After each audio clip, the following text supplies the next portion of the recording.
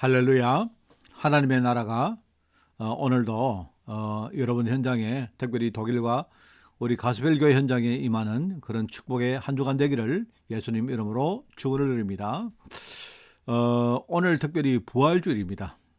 여러분, 부활주일입니다. 아마 여러분 더욱더 활기차고, 부활주일이 아마 공식적으로 공휴일이기 때문에 아마 많은 분들이 휴가를 떠나고 막 그렇게 할 줄 믿습니다. 그런데 중요한 건 우리가 이 부활의 의미를 진짜 알고, 그죠?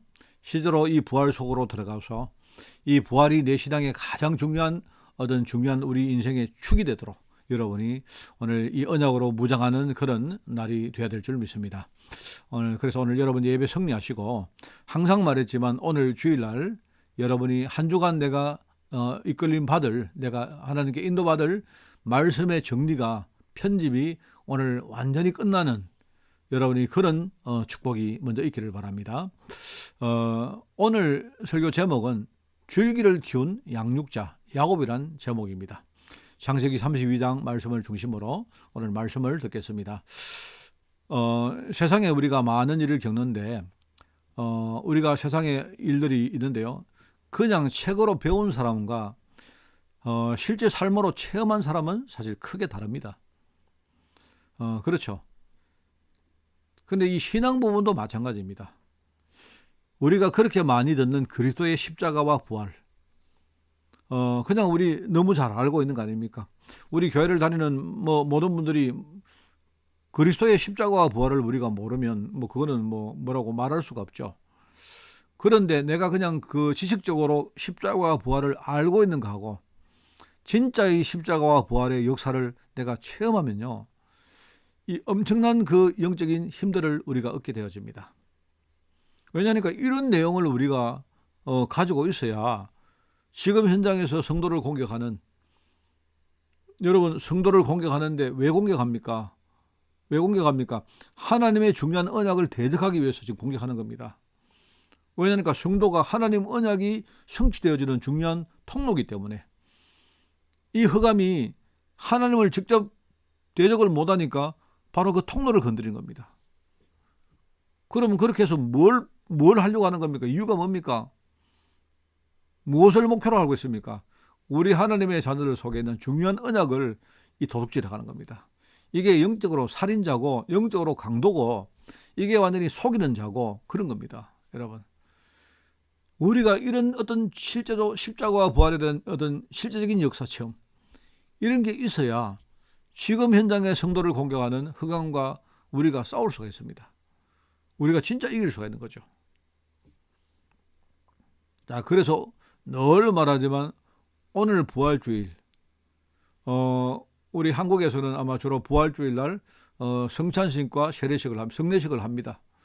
자, 독일 현장에는 지금 그럴 수 없는 상황이기 때문에 지금 계획하건대 제가 5월 대략 한 5월 한 첫째 주나 둘째 주 정도에 제가 그 독일에 가게 되면 그때 여러분에게 성례식을 할까 합니다.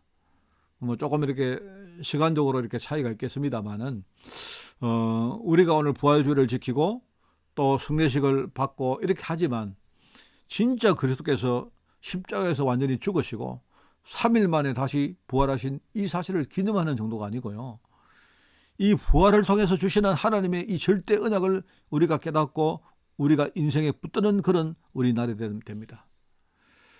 십자가에서 죽으심으로 말미암아 우리 모든 인간의 근본 문제를 완전히, 그것도 영원히 해결하셨습니다. 아무런 대가 없이. 여러분, 이게 중요합니다. 여러분, 우리가 구원의 완전성, 구원의 영원성, 구원의 일방성, 이런 것들이 중요합니다. 하나님은요, 우리에게 하신 구원은요, 그냥 그 부분적인 구원이 아닙니다. 십자가에서 다 끝내신 겁니다.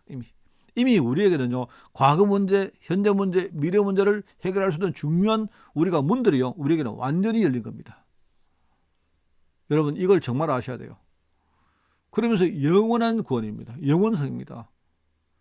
이 말은 뭔 말입니까? 중간 과정에 우리가 이런저런 현실, 저런 상황들, 내가 잘하고 못하고 여기 따라서 구원이 바뀌는 게 아닙니다. 이 구원은요, 한 번 구원받으면 우리는 영원한 구원을 얻는 겁니다. 그런 거고, 일방성이라고 말했지만 이거 보면 하나님이 주신 구원은요, 어떤 대가를 요구하지 않고 조건을 달지 않고 우리가 알지 못할 그때에 주님께서요, 일방적으로 십자가에서 우리 문제를 해결하신 것입니다. 그렇기 때문에 우리에게 값을 요구하는 게 아닙니다. 우리가 값없이 얻는 구원이라는 말은 구원이 싸구려다 이 말이 아닙니다. 여러분, 값이 없다는 말은요, 이 말은요, 구원이 굉장히 싼 것이 아니다 이 말입니다. 그게 아니고 값으로는 도무지 카운트가 할 수가 없기 때문에 우리에게 조건을 달지 않는 겁니다. 여러분, 하나님이 우리에게 조건을 달았다면 우리는 우리의 능력으로 그 조건을 우리가 충족을 못합니다. 그렇기 때문에 하나님이 우리에게 일방적으로 아무런 대가 조건 없이 구원을 베푸신 것입니다. 얼마나 감사합니까? 십자가에서 완전히 우리의 구원을 이루셨고 부활을 통해서 그죠? 우리에게 그 사실을 선포하시고 죽음과 지옥 권세를 완전히 이겼음을 우리에게 선포하신 것입니다. 여러분, 지난주간이 고난주간이고 고난주간을 이어서 오늘 부활주일이 이게 복음의 핵심입니다. 그죠? 그런데 흑암이 이것을 지금요 완전히 지금 속이고 있습니다.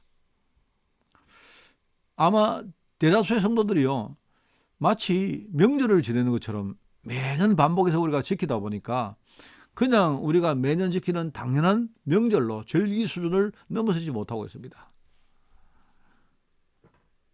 또는 말입니다, 십자가에서 이루신 영적인 내용보다는 오히려 이 그리스도 죽음에 대한 우리 인간적인 어떤 그런 숙연함과 비통함, 여기에 빠지게 만듭니다. 이런 과정을 통해서 성도들이 시간이 갈수록 점점 영적으로 무지해지고 둔감해집니다. 하나님의 언약은 점점 희미해집니다. 지금 이게 지금요 부활을 우리가 한 번 더 원래 2022년도 부활을 우리가 다시 맞이하면서 우리는 지금까지 수많은 부활주의를 우리가 지켜왔습니다. 그런데 여전히 우리는 신앙이 성장하지 못하고 실제로 이 부활의 능력을 누리지 못하고 사는 우리 현실을 바라보면서 혹시 저와 여러분이 우리도 역시 명절처럼 매년 반복적으로 지키는 일종의 절기에 국한된 그런 어떤 부활주일이 아닌가? 또는 우리가 십자가에서 이루어진 영적 내용은 우리가 잘 모르면서 이 부활과 십자가와 부활을요, 거기 부활을 기뻐하고 십자가에서 우리가 굉장히 고통해하고 우리가 이런 것들이 전부 다 인간적인 그런 부분에 우리가 넘어서지 못하는 이런 부분이 없습니까? 여러분, 4월 달에는 여러분 잘 아시지만 응답의 흐름에 대해서 우리가 메시지를 받고 있습니다. 여러분, 우선 제가 하는 메시지는 매달마다 주제를 정합니다. 여러분, 왜 주제를 정하느냐? 제가 여러분에게 내 느낌을 많이 좀 말씀을 드리면요, 우리 성도들이 말씀을 그냥 듣고 틀리고 듣고 흘립니다. 우리가 그토록 많은 메시지를 듣고 그토록 많은 어떤 언약적 우리가 정리를 했는데도 정말 중요한 시간에 이렇게 우리가 이렇게 한번 보면요, 집어보면 잘 이렇게 숙지를 잘 못하고 있습니다. 제 말은 그냥 우리가 외우고 있어라 이 뜻이 아닙니다. 그게 아니고 숙지가 안 되어 있으니까, 이게 제대로 내 속에 정리가 안 되어 있으니까, 그러니까 현장에 나가서 우리가 정말로 영적으로 싸우고 영적으로 우리가 대응을 해야 될 그때에 이 말씀이 제대로 우리에게 생각이 나지 않는 것입니다. 이게 문제입니다. 그래서 우리가 그동안 얼마나 많은 메시지를 가지고 훈련을 받았습니까? 그런데 이게요, 사람들은 그 메시지의 참 의미를 이해도 못하고 이해를 못하니까 자기 삶에 적용도 시키지 못하고, 우리가 이 메시지를 가지고 연약한 자를 살리고 그리고 우리가 교인들 우리가 이끌어주고 하는 이런 사명을 우리가 실제로 감당해야 되는데 내부터가 지금 정리가 안 돼 있으니까 내가 지금요 뭔가 뭐랄까요, 그 수준을 넘어서지 못하는 겁니다. 그래서 제가 고민을 하다가 우리 한국의 우리 한빛교회에서는 안 되겠다, 우리가 이 메시지를 매달 이렇게 정리를 해서 이거를 제대로 설명을 해주고 성도들이 살면서 정말 자기의 어떤 삶으로 자기의 메시지로 적용할 수 있도록 만들어야겠다 하는 그런 취지로 이번 우리 4월 달에는 응답의 흐름을 메시지로 주제로 우리가 이렇게 말씀을 받고 있습니다. 아브라함과 이삭과 야곱과 요셉, 이 창세기 나오는 네 사람의 가계 흐름을 통해서 하나님이 이루신 응답, 하나님이 이루신 응답을 우리가 지금 확인을 하고 있는 겁니다. 처음에 언약의 씨앗을 뿌린 아브라함이 있었죠. 그러면서 뭡니까? 그 언약의 바톤을 이어받아 싹을 틔운 이삭이 있습니다. 저는 제가 농촌에 살고 있다 보니까 제 주위에 이렇게 농사를 짓는 분들이 많습니다. 그래서 제가 비유를 들 때 씨를 뿌렸다, 싹을 틔웠다, 이렇게 하면 성도들이 좀 잘 이해가 안 될까라는 취지에서 말씀을 그렇게 전해보는 겁니다. 그러면서 중간에 어떤 과정 속에서 수많은 영적 문제 때문에 치유받는데 얼마나 고통을 겪습니까? 이런 고통을 통해서도 치유받으며 말하자면 줄기를 키운 야곱이 있습니다. 그게 오늘 우리가 전갈 메시지고요. 다음 주간에는 이런 흐름 전체를 발판으로 삼아서 이제 최종적으로 열매를 맺은 요셉에 대한 메시지를 들을 것입니다. 이게 이제 우리 복음운동 관점에서 우리가 보면 처음 복음의 문을 여신 이 그리스도, 마가복음 1장 1절에 안 나옵니까? 하나님의 아들 예수 그리스도, 복음의 시작이라. 이 복음의 문을 처음으로 시작하신 분이 그리스도입니다. 그러면서 이 그리스도께서 성천하시면서 초대교회 제자들에게 이 사역을 맡기신 겁니다. 위임하신 겁니다. 이 언약의 바톤을 넘긴 겁니다. 그러면서 성령께서 오셔서 마가다락방에 모인 연약한 제자들을 이제 하나하나 치유하면서 성장시켜가는 겁니다.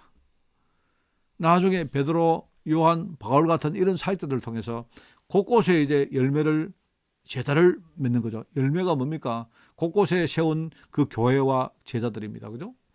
그러니까 곳곳의 현장에서 이 교회와 제자라는 열매를 맺으신 겁니다. 오늘 그 중에 야곱의 인생을 통해서 우리가 뭐죠? 오늘요, 야곱의 인생, 줄기를 키운 양육자 야곱이다 하는 제목입니다. 여러분, 특히 줄기를 성장시키는 과정에서는요, 뼈를 깎는 고통이 수반됩니다. 왜냐하니까 주로 자신들 속에 숨어있는 영적 문제 때문에 그래요. 사람들이 이렇게 그걸 잘 모릅니다. 사람들이 어려움 당하면 그냥 눈에 보이는 어려움에 이렇게 뭡니까? 꽂히지, 근본 속에 있는 하나님의 중요한 계획을 사람들이 잘 모릅니다. 제가 인생을 살아보면서 현장에서 많이 내가 이렇게 체험을 했는데, 저는 그랬습니다. 저는 진짜요. 내가 어려움을 당했는데, 물론 그 어려움이 표면적으로는 내가 참 운이 없었고, 내가 이상한 사람을 만났고, 또는 뭡니까? 내가 실수도 했고, 뭐 이런 것들이 많이 있는데, 저는 어느 날 가만히 이렇게 보니까 이게 하나님 계획인 겁니다. 하나님 알아서 하겠지, 뭐 이런 막연한 계획이 아니고, 내 자신의 속 깊은 곳에 있는 것을 내가 어느 날 봤어요. 내가 가만히 보니까 나는 경제 문제에 있어서 내가 실패를 하지 않을 수가 없는 그런 상태구나. 그냥 이게 운이 없어서 내가 실패한 게 아니고, 내가 사람을 잘못 만나서 내가 그렇게 실패한 게 아니고 말입니다. 보니까 내가 영적 상태가 실패할 수밖에 없는 상태인 겁니다. 거기에 내가 사람을 잘못 만났고, 거기에 내가 뭔가 이렇게 나쁜 사건에 휩쓸려 들어갔고, 뭐 거기에 이렇게 보니까 내가 뭔가 실기를 했고, 이런 것들이 일종의 그 트리거, 예컨대 방아쇠가 된 겁니다. 예컨대 내가 보니까 근본은 뭐냐니까 내 안에 지금요 실패할 수밖에 없는 이 영적 상태가 이게 문제인 겁니다. 그러면은 어떤 일을 하든 어떤 상황이 오든 이 근본적인 영적 상태를 안 바꾸고는 나는 실패할 수밖에 없는 겁니다. 나는 그걸 알았습니다. 그래서 하나님의 절대 계획이 뭐냐니까 막연히 하나님이 뭐 알아서 하겠지 이게 아니고요. 근본적으로 내 자신의 깊은 것을 하나님 먼저 치유하시고 나를 응답받을 그릇으로 하나님이 진짜 만들기를 원하는구나. 저는 그걸 알았고요. 그리고 이걸 할 수 있는 방법은 오직 그리스도, 오직 복음, 이거 아니고는 안 되는구나 라고 저는 어느 날 결론을 내렸습니다. 그런데 참 내가 복음을 알고 나서 기뻤어요. 기뻤고 내 마음에 굉장히 확신이 왔습니다. 그런데 문제는 내 마음이 기쁘고 확신이 온 것과 함께 내가 정말로 그거를 치유하는 과정은 엄청난 그 고통이 수반되었습니다. 아마 내가 이 언약에 대한 분명 확신이 있었기에 내가 흔들리지 않고 그래도 이 길을 내가 쭉 걸어온 것이죠. 근데 알고 보니까 이때의 고통이야말로 나를 성장시키는 에너지입니다. 여러분, 그게. 그리고 사실은 좀 더 이야기하면 이 고통 자체가 성장을 누르는 일종의 플랫폼입니다. 여러분. 하나님은 이런 고통을 주시면서 우리를요, 치유하시고 수술하시고 우리를 완전히 뭡니까? 뒤바꾸시는 겁니다. 하나님이. 연약했던 사람이 성장하면서 힘을 얻고, 우리가 어린애처럼요, 얼마나 우리 생각과 마음이 유치합니까? 그런 유치한 수준에서 벗어나서 우리가 더 성숙한 그런 어른이 되어지며, 그리고 내가 전혀 생각 없이 살아왔던 내 인생 수준이 이제는요, 내 삶의 참 의미를 깨닫는 이런 수준까지 우리가 성장을 하는 것이죠. 여러분, 신앙적으로도 마찬가지입니다. 신앙적으로도 불신앙을 내가 청산하고 이제 믿음이 하나씩 하나씩 내게 이렇게 장착되어집니다. 과거에 내가 맹목적으로 믿었던 그 어떤 그 믿음, 그거는 믿음이 아니고 신념이죠. 내가 뭔가를 정해놓고 하나님, 내가 열심히 기도하면 하나님이 들어주실 거야. 그거는 내가 정한 신념이죠. 하나님이 내게 주신 어떤 언약의 믿음이 아니지 않습니까? 그런데 아무리 신념을 가지고 기도하고 했는데도 내가 응답이 없었는데, 그런데 내가 언약이 하나씩 하나씩 이렇게 내 마음속에 이제 장착이 되어지면서 하나님이 위로부터 주시는 은혜와 힘을 내가 공급받고, 그러면서 내가 조금씩 내 자신과 환경을 이기는 그런 승리자의 모습을 내가 만들어가며, 그리고 내가 성령님도 받아서 이제는 내가 과거에 황당했던 그런 인생이 아니고 사실적이고 구체적인 응답의 여정을 우리는 걸어가는 겁니다. 중간에 겉으로 볼 때는요, 내가 뭔가 이래도 될까? 뭔가 내가 퇴보하는 것처럼 보일 수 있습니다. 그런데 알고 보니까 이런 과정을 통해서 전부 다 성장하는 겁니다. 참 이게 너무너무 감사한 일인데요. 나는 감사 이전에 너무 다행스러운 일입니다. 어떻게 내가 하나님의 응답을 받아서 이 길을 내가 흔들리지 않고, 내가 이렇게 돌아서지 않고, 내가 후퇴하지 않고 그렇게 왔을까? 오다 보니까 어느 날 이제 내게 이제 눈에 보이는 부분이 하나씩 나타나는 겁니다. 그러니까 이제 그때는 내가 이제 가기가 훨씬 더 수월해졌죠. 쉬워졌죠. 내가. 어느덧 보니까 거의 이 길을 한 20년, 30년 내가 걸어온 겁니다. 30년까지는 되지 않는데 거의 한 20몇 년을 내가 걸어온 거예요. 하나님이 그렇게 줄기를 키운 양육자 야곱처럼 우리 신앙과 우리 인생을 성장시켜 가시는 겁니다. 오늘 첫 번째 뭡니까?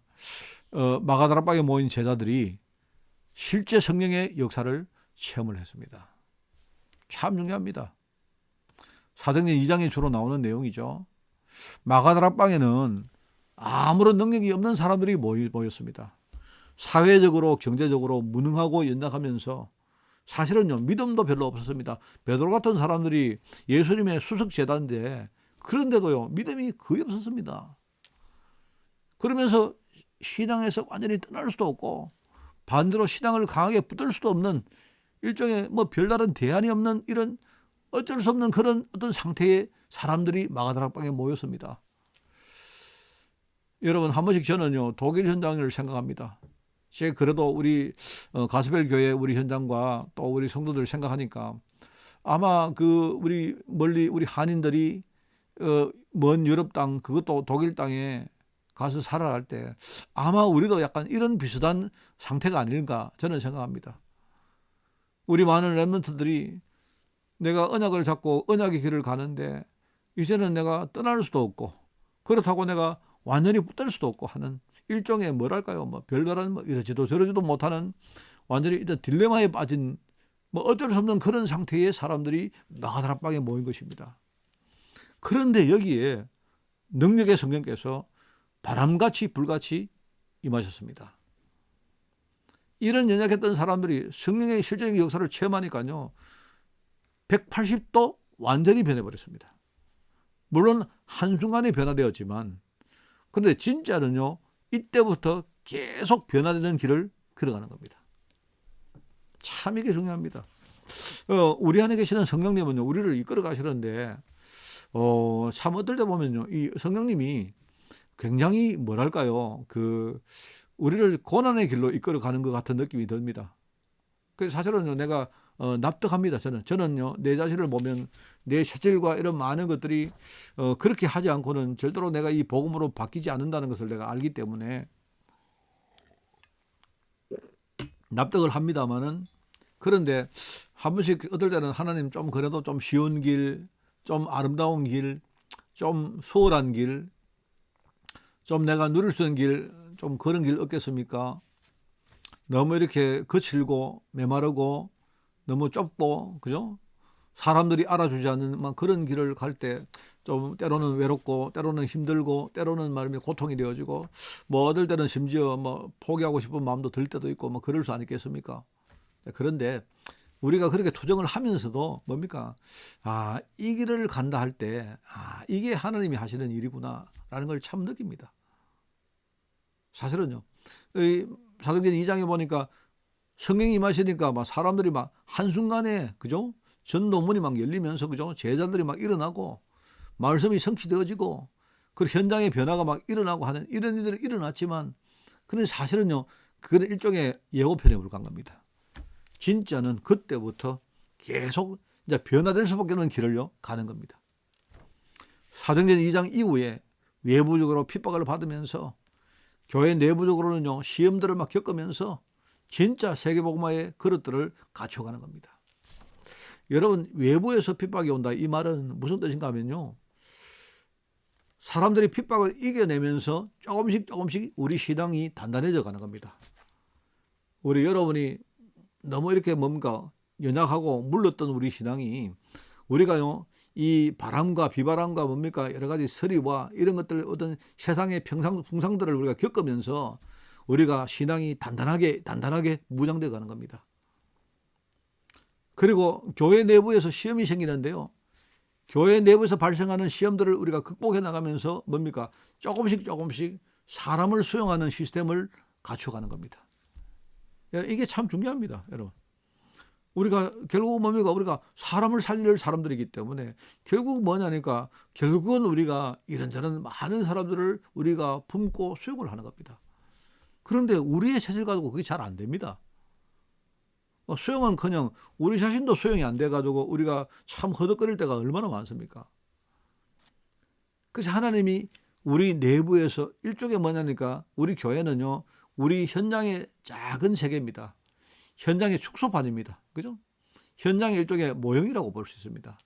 그래서 우리가 교회 안에서 일어나는 많은 시험들, 이걸 극복해 가면서 우리가 조금씩 사람을 수용하는 시스템을 우리가 갖춰가는 겁니다. 한마디로 말하면 줄기를 키우고 성장해 간다는 말입니다. 아이들 키가 성장해 나갈 때 여러분 뼈 조직이 아프지 않습니까? 그죠? 제가 이야기를 들어보니까 성장은 뭐냐니까, 우리의 세포가 생물학적으로 우리 세포가 이렇게 하나 세포가 분열해서 두 개가 되어지고 그 두 개가 분열해서 네 개가 되어지고, 쉽게 말하면 세포가 찢어지는 겁니다. 그런데 여러분 우리가 그때는 별로 못 느끼니까 그렇지, 세포가 분화될 때 얼마나 아프겠습니까? 그러면서 우리가요 이 살도 이렇게 성장하는 것이고 뼈도 커지는 것이고 그렇게 되는 것입니다. 아이들이 키가 갑자기 성장할 때는요 애들이 다리 같은데 뼈 조직이 아프다 하잖아요. 그처럼 우리 교회 조직이 커지면서 이런저런 아픔의 많은 일들이 발생합니다. 그런데 아까 말했죠, 이런 아픔들이, 이런 고통들이 성장의 에너지이고 그게 플랫폼이라 했습니다. 중요한 거는 여러분, 우리가 과연 문제가 있느냐 없느냐 그게 문제가 아닙니다. 그게 아니고 정말로 우리가 성령의 실제적인 역사를 체험하느냐, 그러면 그때부터 비록 외부의 고통이 있고 내부의 시험이 와도 우리는 신앙이 점점 성장하면서 사람을 수용할 수 있는 시스템을 우리가 만들어가는 겁니다. 오늘 여러분 부활주일 날 여러분 이거 중요한 거, 여러분 이걸 여러분이 아시길 바랍니다. 자, 그리고 오늘 두 번째입니다. 정말로 우리가 줄기를 키우는, 그죠? 이런 사람들, 왜 우리가 성장해야 됩니까? 우리 속에 있는 그릇과 우리의 체질 가지고는 안 되기 때문이죠. 하나님은 이런 고통을 통해서 우리를 성장시키면서 지금 복음의 그릇을 하나하나 준비해 가는데, 이런 일꾼들에게 하나님은 특별히 치유라는 축복을 하나님이 주십니다. 하나님은 이런 성장을 이루어가는 제자들에게 특별히 치유하시는 축복을 준다 이 말입니다. 말씀을 통해서 우리 엉터리 길을 걷게 만드는 우리 영혼 속에 틀린 각인들 얼마나 많습니까? 우리가 이때까지 살면서 우리가 배우고 우리가 뭡니까 내 안에 우리가 간직하고 있는 많은 기준들이 있지 않습니까? 얼마나 그것들이 틀린지 우리는 알지 않습니까? 왜 그렇습니까? 나는 지금까지 올바른 길인 줄 알고 왔는데 그냥 그렇게 왔는데 알고 보니까 이게 틀린 인생 방향이거든요. 왜 그렇습니까? 하나님 언약을 우리가 모르기 때문에 무지했기 때문에 그런 겁니다. 하나님 언약과 전혀 관계없이 사는 그런 많은 틀린 방향들이 우리 각인 속에 완전히 들어가 있는 겁니다. 우리 영혼 속에 완전히 각인되어 있는 겁니다. 이걸 바꾸는 치유를 주신다 이 말입니다. 뭐래요? 말씀 가지고. 여러분 정말로 여러분이 매일 오늘의 말씀 반드시 잡기를 바랍니다. 다른 건 여러분 원하셔도 오늘의 내가 붙들고 살 말씀, 여러분이 오늘이 어려우면요 이번 주간에 내가 인도받을 말씀 반드시 붙들기를 바랍니다. 여러분 많은 신앙인들이 목사님들 설교 들으면서 목사님 설교가 좋니 나쁘니 왜 이럽니다. 이런데 사람들이요 시간을 다 낭비합니다. 그거는 완전히 그 틀린 생각입니다. 좋은 말씀이든 나쁜 말씀이든 하나님의 언약의 말씀을 내가 찾고 내가 한 주간 그거 붙들고 나가야 됩니다. 자, 우리의 생각 속에는 어떤 게 있습니까? 우리의 마음 속에는요, 뭐랄까요? 우리 마음을 좀먹는 잘못된 뿌리들이 박혀 있습니다.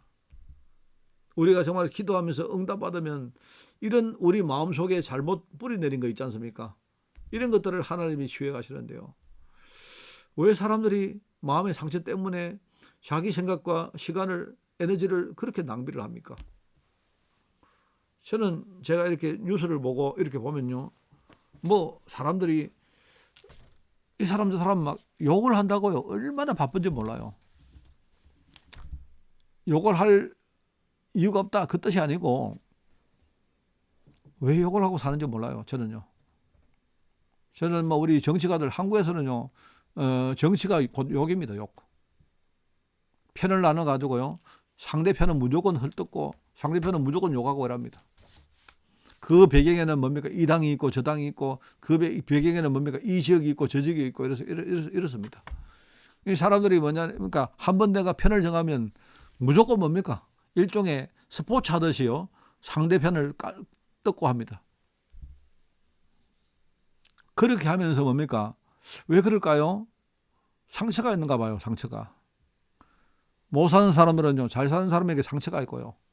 그래서 뭔가 잘 사는 사람들이 부자들이 약간 뭔가 이렇게 맹점이 보이면 무조건 그걸로 물고 떨었고 그럽니다. 저는 우리 렘넌트들에게 그렇게 가르치지 않습니다. 어떤 이상한 사람이라도 세상에 어느 정도 성공한 사람들은요. 성공할 수 있는 이유가 있다는 생각합니다. 저는. 우리가 배울 게 있단 말입니다. 그 사람의 나쁜 부분은 우리가 상관없고 우리가 배울 게 아니고요. 나는 그 사람을 무조건 우리가 물고 뜯고 욕을 하고 하는 시간에 그 사람의 좋은 점을 배우기를 원합니다. 정말 그렇습니다. 여러분 이제는 한국에서는요 이런 이야기를 하기 힘들 정도로 성도들조차 정치적으로 갈려있고 자기들 생각이 갈려있고 이렇습니다. 전부 다 뭡니까 이 막이 쳐져 있고 서로 뭡니까 팬덤이 생겨있고 이렇습니다. 왜 그럴까요? 사람들이 상처가 너무 많은 것 같아요. 상처가. 저는 어릴 때 굉장히 못 사는 집안에 자랐습니다. 솔직히 제가 그 가난한 부분에 대해서 상처가 많습니다. 그런데 저는요, 내가 아무리 바보라도 내가 IQ가 3자리는 되죠. 나는 내가, 우리 집이 배경이 없고, 그죠? 내가 가진 것도 없고, 또 내 자신도 연약하고 내가 부족하고 하기 때문에 내가요, 이렇게 많은 것들 실패하고, 또 우리 집 자체도 굉장히 가난하게 살았는데요. 근데 이 가난에 한번 빠지면 헤어나질 못해요. 다른 사람들 부자를 보면요. 이게 내 상처가 이게 내가 이렇게 생겨나서 도져서 이게 내 자신이 너무나 힘듭니다. 이게 너무나 힘들고요.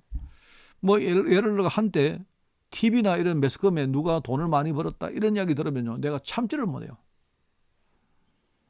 그렇게 자기 인생을 허비하고 사는 겁니다.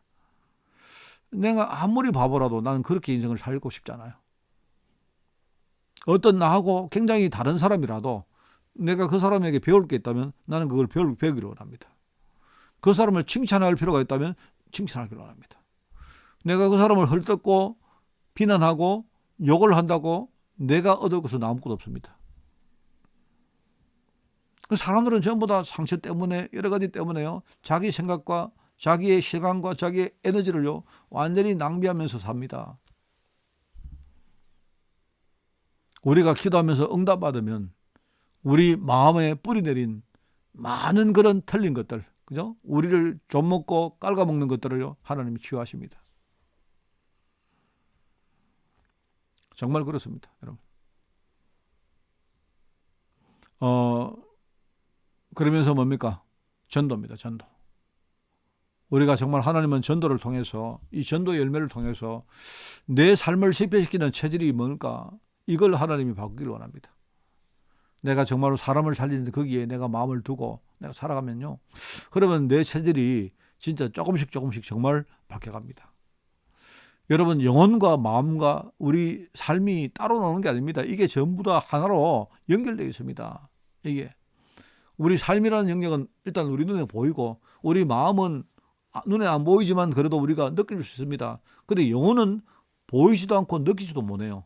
그런 영역의 차이지. 그런 영역의 차이지. 이 세 가지가 결국은 뭡니까? 하나로 다 이렇게 연결되어 있고, 결국은 뭡니까? 삶이라는 것은 뭐냐니까 우리의 육신과 우리의 모든 그것뿐만 아니고 결국 우리 후대와 다른 사람과 연결되어 있습니다. 여러분, 이게 중요합니다. 여러분, 하나님은 지금요, 내가 정말로 성장해야 된다, 치유받고 성장한다, 이 말은 뭡니까? 하나님이 나를 복음의 그릇으로 만들기를 원한다, 이 말입니다. 내가 진짜 그걸 알고 내가 이 묵묵히 고통 가운데 내가 성장을 내가 해 나간다면 하나님은 나를 이런 치유의 축복을 주신다, 이 말입니다. 얼마나 감사합니까? 자, 그래서 오늘 우리 말씀의 결론적으로 복음의 줄기를 키운 야곱은 나중에 뭡니까? 이스라엘이라는 진짜 새로운 이름을 받았습니다. 이게 오늘 말씀의 우리 결론입니다. 야곱이 나중에 그 애굽 땅에 가서 바로왕 앞에서 자기가 자기 인생 살아왔던 이야기를 합니다. 이 바로가 보니까 야곱이 엄청나게 이렇게 연세가 많은데, 말하면 자기가 사랑하는 총리 이 요셉의 아버지다 말입니다. 그런데 보니까 이 사람이 이렇게 아마 모습도 그랬나 봐요. 뭐 세월의 풍상을 엄청 이렇게 겪으면서 살아왔던 그런 여러 가지 모습이 보였던가 봐요. 그래서 물어봅니다. 연세가 어떻게 됩니까? 이렇게 물어봤는데 나이를 말하는 게 아니고요, 이 요셉이 뭐라니까 내 인생은 진짜 뭐 우리 지금 말로 하면요, 정말 지옥 같은 인생을 내가 100년 이상 살아왔습니다, 이렇게 말합니다. 말하자면요, 어마어마한 고통을 겪는 그런 인생을 진짜 막 살아왔습니다.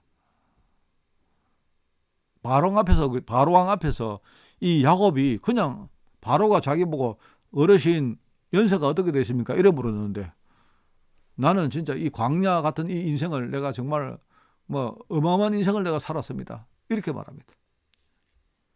그 정도로 이 고통을 겪고 정말 이 중요한 어떤 치유라는 그 속에 들어갔던 야곱인데, 여러분, 성경에 나오는 인물 가운데 가장 큰 축복을 받은 사람이 내가 볼 때 어떤 면에서 야곱입니다. 이거는요, 인간으로서 가상하지 않는 그런 이름을 받은 겁니다. 그것이 바로 이스라엘입니다. 여러분 4월 달에 메시지 마지막 우리 결론은 제가 우리 네 인물의 이름을 이야기하겠다 했죠. 하나님께서 뭐랍니까? 32절에 보니까 지금부터 네 이름을 야곱이라 하지 말고 네 이름을 이스라엘이라 해라. 무슨 말입니까? 사람이 하나님과 겨루어 이겼다는 말입니다. 하나님이 항복했다는 말입니다. 하나님. 물론 이것은 능력의 어떤 기준으로 항복했다는 그런 뜻이 아니고, 우리 그냥 쉬운 말로 우리 이런 거 있지 않습니까? 우리 자식 이기는 아버지가 없다, 그죠? 자식 이기는 부모가 없다. 자녀들이 막 이렇게 나오면 결국은요, 부모가 손드는 겁니다. 졌다, 이런 거요. 만약에 어느 날 우리 자녀가 부모 입장에서 우리 자녀가요, 진짜 부모의 뜻을 제대로 알고 내가 정말 진짜 원하는 대로 애가 성장한다면요, 그 다음부터는 우리가 자녀를 뭔가 우리가 뭐 이렇게 뭡니까 이렇게 케어를 한다든지 우리가 뭐 할 이유가 없죠. 그런 의미입니다. 하나님 보실 때 네가 이제는 내가 볼 때 너는 완전히 나하고 이제 통했다 이 말입니다. 그래서 사람이 하나님과 겨루어 이긴 이름이 바로 이스라엘입니다. 여러분, 그런데 사실은요, 야곱이 받은 이 평생 고난은 마치 출애굽 이후에 40년간 광야길을 걸어가는 백성들처럼 말입니다. 사실은 이스라엘 모든 백성들이 겪어야 되는 그런 것입니다. 이런 치유 과정이 있었기 때문에 후대에, 특별히 그 요셉이라는 후대에 열매를 맺은 것입니다. 그래서 여기에서 제가 줄기를 키운 양육자라고 그렇게 표현을 한 겁니다. 여러분, 진짜 중요하죠. 이 처음에 뭐랄까요, 형 에서의 발꿈치를 붙잡고 태어난 야곱. 뭐 그게 우리가 뭡니까 의학적으로 가능한지 몰라도 아마 저는 이 어떤 비유가 참 재미가 있습니다. 참 성경이 이렇게 그게 뭐 진짜든 아니면 그게 하나의 이야기든 성경이 말하는 그 메시지는 아주 명확합니다. 형 에서의 발꿈치를 붙잡고 태어났습니다. 왜 그렇겠습니까? 형보다 지가 먼저 나가려고 쌍둥이니까 말입니다. 지가 먼저 나가서 지가 인위적으로 장자권을 지가 받겠다는 그런 일종의 체질 깊은 불신앙의 이 뭡니까 이런 인본주의적인 체질, 이것 때문에 형의 발꿈치를 붙들고 태어난 야곱입니다. 그렇죠. 그런데 자기 뜻대로 안 됐죠. 형이 먼저 태어났단 말입니다. 그러니까 나중에 아버지를 속이고 형을 속여가지고 결국은 뭡니까 인본주의로 장자권을 뺏었냐고. 그러니까 야곱은 말입니다, 체질 속에 깊은 곳에 불신앙이 완전히 잠복하고 있는데요, 이것 때문에 이거 해결 안 되면 결국 인생이 고난과 실패의 연속적인 흐름을 갈 수밖에 없는 겁니다. 아무리 자기가 노력해도요, 이 흐름을 막을 수 없습니다. 여러분, 우리가 강의 물줄기가 흐름이 이렇게 도도히 갈 때요, 중간에 뭐 뚝을 막고 그 다음에 뭡니까 뭘 타고 막을 수가 없습니다. 여러분, 물은 높은 곳에서 낮은 곳으로 흘러가게 되어 있습니다. 일시적으로는 막을 수가 있지만 여러분, 우리가 파도가 뭐냐니까 막는 겁니다. 막는 거. 중간에 돌이 있든지 해가지고 거기에 말하자면 이게 이제 순간적으로 막히니까 뭡니까 거기에 포말이 일어난 거거든요. 그래, 그게 이제 그러나 아무리 그게 막아도 막혀지는 게 아닙니다. 인생이 고난과 실패의 흐름으로 계속 연속적으로 가는데 막을 수가 있습니까? 결국은 이 야곱이 결국 그걸 압니다. 나중에 생을 걸고, 그것도 뭡니까 21년간이나 완전히 그 외삼촌에게 뭡니까 이용당하고 그렇게 고통을 겪고 살았던 이 뭡니까 이 야곱이 결국은 생을 걸고 하나님의 사자와 담판을 하는, 말하자면 버니엘의 야복강 나루터에서 말입니다. 거기에서 집중적인 영적 싸움의 이유를 깨달았잖아요. 이런 과정을 겪어서 이 야곱이 줄기를 키운 양육자의 응답을 받는 것이다 이 말입니다. 여러분, 복음은 그리스도의 십자가와 부활을 통해서 하나님이 우리 성도들에게 주신 생명과 능력입니다. 오늘은 여러분 2022년도 부활절입니다. 우리 매년 반복적으로 지켜왔습니다. 그냥 우리가 한 번 더 지키는 절기와 성찬 이런 게 아니고, 오늘 우리가 한 번 더 우리가 이렇게 부활절을 지냄으로 오늘의 신앙이, 우리의 신앙이 그만큼 성장하기를 하나님은 원하시는 겁니다. 여러분, 십자가와 부활의 언약 속으로 깊이 들어가서 진짜 이 생명과 능력을 누리시는 그런 한 주간 되시기를 예수님 이름으로 축원을 드립니다. 기도하겠습니다. 하나님 아버지 감사드립니다. 오늘 우리 올해 부활주일날 또 말씀 주시고, 특별히 우리가 이 부활의 능력 속으로 들어가서 우리 안에 많은 것들을 치유받으며 하나님이 원하시는 세계복음의 그릇으로 저희를 준비되게 하시니 너무나 감사드립니다. 우리 가스벨 교회가 정말 이 시대에 정말 중요한 언약을 우리가 회복하고, 또 나아가 우리 독일과 유럽을 살릴 작지만 우리가 분명한 그런 플랫폼이 될 수 있도록 주님이 축복하여 주옵소서. 우리 한 사람 한 사람을 주님이 축복하시고, 우리 오늘과 이번 주간을 주님이 특별히 축복하여 주옵소서. 감사드리며 예수님의 이름으로 기도드리옵나이다. 아멘.